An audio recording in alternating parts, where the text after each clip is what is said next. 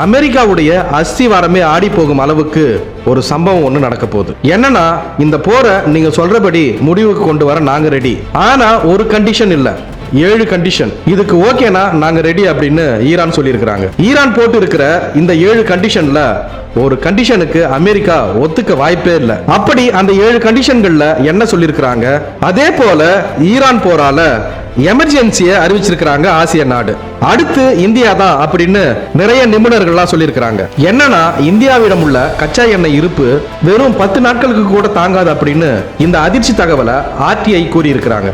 ஆனா பிரதமர் நரேந்திர மோடி நாடாளுமன்றத்தில் என்ன சொல்லியிருக்காருன்னா, நம்ம கிட்ட இருக்கும் கச்சா எண்ணெய் 3 மாதங்கள் வரைக்கும் தாக்கு பிடிக்கும் அளவுக்கு இருக்கு அப்படின்னு சொல்லியிருக்கிறாரு. இதுல எது உண்மை? ஆர்டிஐ சொல்லக்கூடிய உண்மை தகவல் என்ன?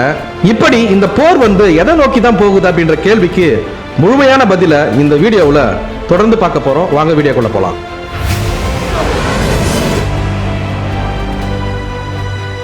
மத்திய கிழக்குல நிலவும் இந்த போர் 4 வாரத்தை தாண்டி போய் கொண்டிருக்கு. இது மிகவும் மோசமான பாதிப்புகளை சர்வதேச அளவில் ஏற்படுத்தி இருக்கு. இதனால இந்த போரை முடிவுக்கு கொண்டு வர நிறைய முயற்சிகளும் நடந்து கொண்டு வருது. இதற்கு ஈரான் 7 அம்ச கோரிக்கைகளை முன் வச்சிருக்காங்க. இஸ்ரேல், அமெரிக்கா மற்றும் ஈரான் இடையேயான இந்த சண்டை தொடர்ந்து நடந்து கொண்டுதான் வருது. கடந்த மாசம் 28ஆம் தேதி தாக்குதல் தொடங்கிய போது ஈரானுடைய சுப்ரீம் லீடர் காமெனி கொல்லப்பட்டார்.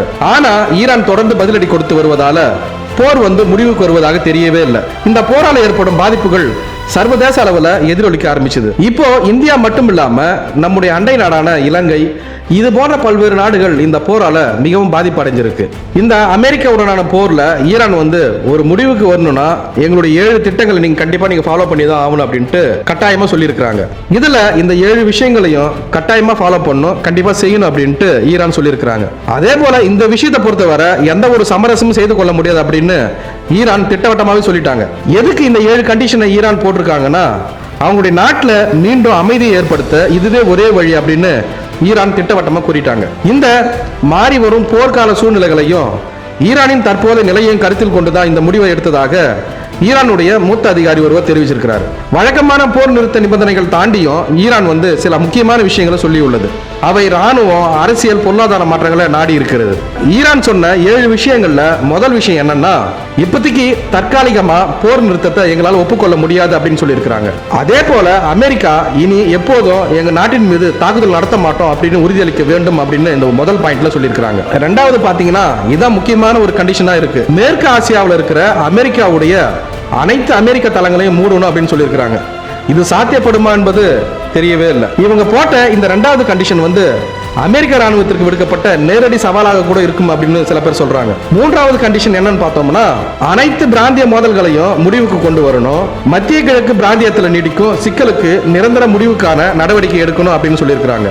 4வது கண்டிஷன் பார்த்தீங்கன்னா, இந்த ஹார்முஸ் ஜலசந்தியை யார் கட்டுப்படுத்த வேண்டும் என்பதில் ஒரு தெளிவான விதிமுறை உருவாக்கப்பட வேண்டும் அப்படின்னு சொல்லியிருக்கிறாங்க. அதே போல அது ஈரானின் கட்டுப்பாட்டில் தான் எப்பவுமே இருக்கணும் அப்படின்னு சொல்லியிருக்கிறாங்க. 5வது கண்டிஷன் பார்த்தீங்கன்னா, அமெரிக்கா ஈரான் மீதான அனைத்து பொருளாதார தடைகளை நீக்கணும் அப்படின்னு சொல்லியிருக்கிறாங்க. 6வது கண்டிஷன் என்னன்னு பார்த்தோம்னா, மின்சாரத்திற்காகவே அணுசக்தி திட்டத்தை நாங்கள் மேற்கொள்றோம், வேற எதுக்குமே கிடையாது அப்படின்னு சொல்லியிருக்கிறாங்க. இதற்கு முழு ஆதரவு தரப்பட வேண்டும். அதே போல வழக்கமான சோதனைகளுக்கு ஈரான் உட்படும் அப்படின்னு சொல்லியிருக்கிறாங்க. இப்போ இந்த அணுசக்தி திட்டத்தை மேற்கொள்ளக்கூடாதுன்னு தான் சண்டையே நடக்குது. ஆனா இவங்க இந்த அணுசக்தி திட்டத்தை நாங்கள் மேற்கொள்ளுவோம், ஆனா இதை நாங்கள் மின்சாரத்துக்காக தான் நாங்கள் பயன்படுத்துறோம் அப்படின்னு சொல்லி இதை இன்னும் கொஞ்சம் மேம்படுத்துறாங்க.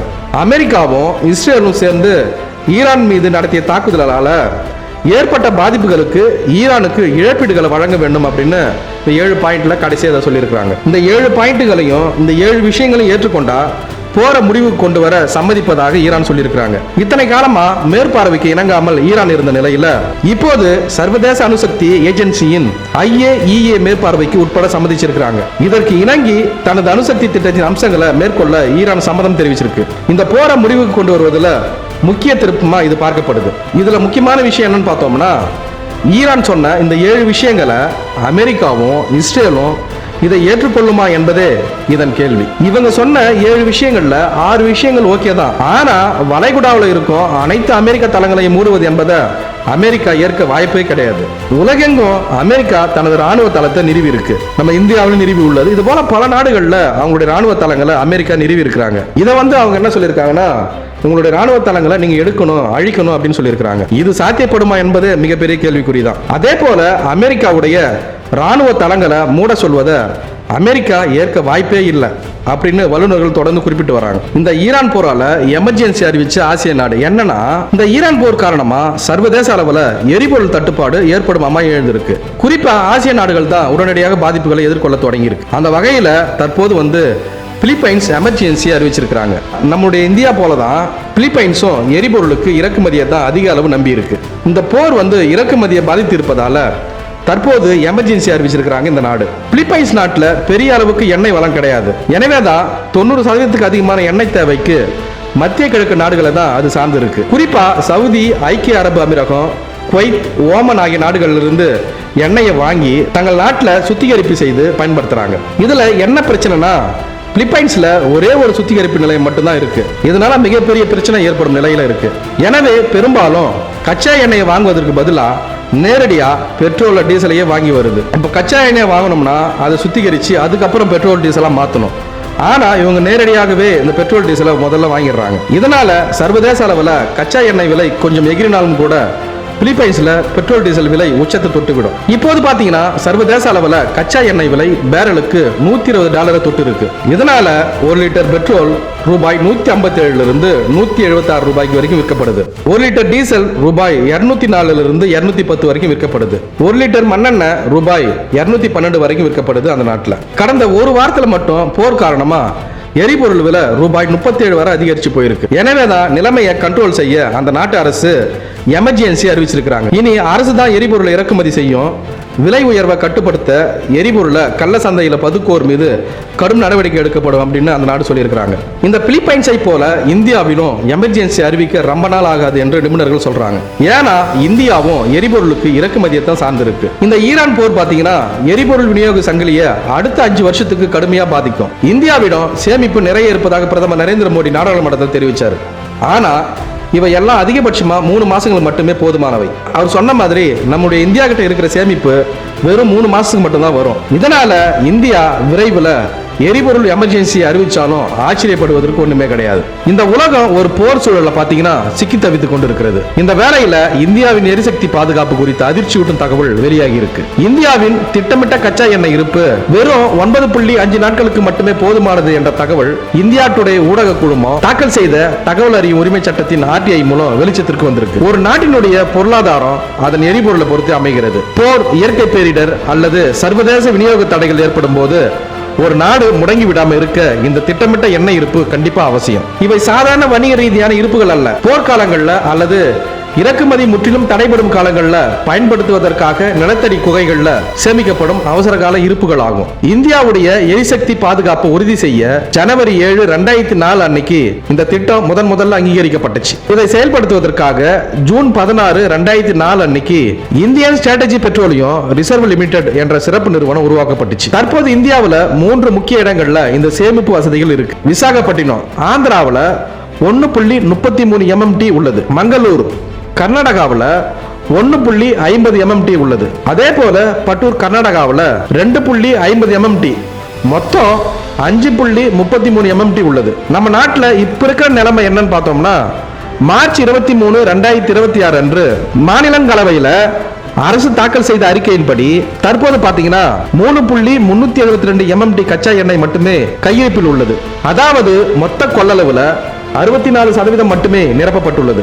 RTI பதிலின்படி இறக்குமதியில பெரும் சிக்கல் ஏற்பட்டா இந்த இருப்பு இந்தியாவின் தேவையை வெறும் 9.5 நாட்களுக்கு மட்டுமே ஈடுகட்டும். இது ஒரு போர் சூழல்ல இந்தியாவுக்கு போதுமானதா அப்படின்ற கேள்வியை பாதுகாப்பு வல்லுநர்கள் எழுப்புறாங்க. இது போல பிரச்சனை வரும் காலங்கள்ல எண்ணெய் இருப்பு அதிகரிக்க ஜூலை மாதம் 2021 மத்திய அரசு 2வது கட்ட விரிவாக்கத்திற்கு ஒப்புதல் அளிச்சது. இதன் கீழே 2 புதிய ஆலைகள் அமைக்கப்பட்டுச்சு. எங்க பார்த்தோம்னா சண்டிகோல் ஒடிசாவில் 4 MMT கொள்ளளவு கொண்டது.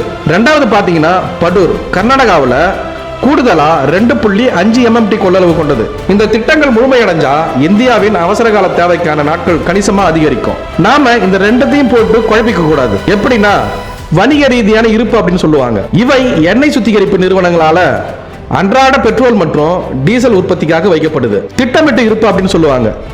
இவை அரசாங்கத்தால நிலத்தடியில பாதுகாக்கப்படுபவை.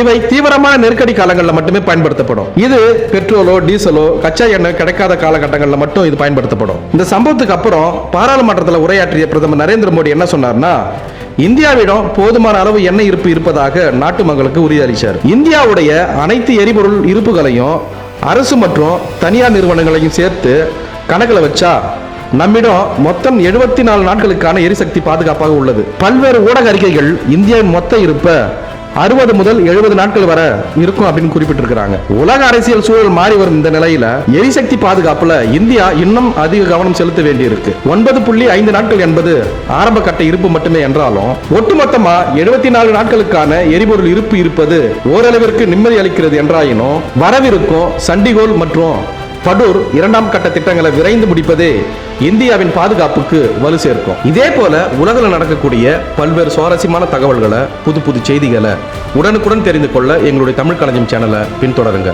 மேலும் இது போன்று பல்வேறு சுவாரஸ்யமான தகவல்களை அடுத்த காணொளி மூலம் விரிவாக பார்க்கலாம். நன்றி.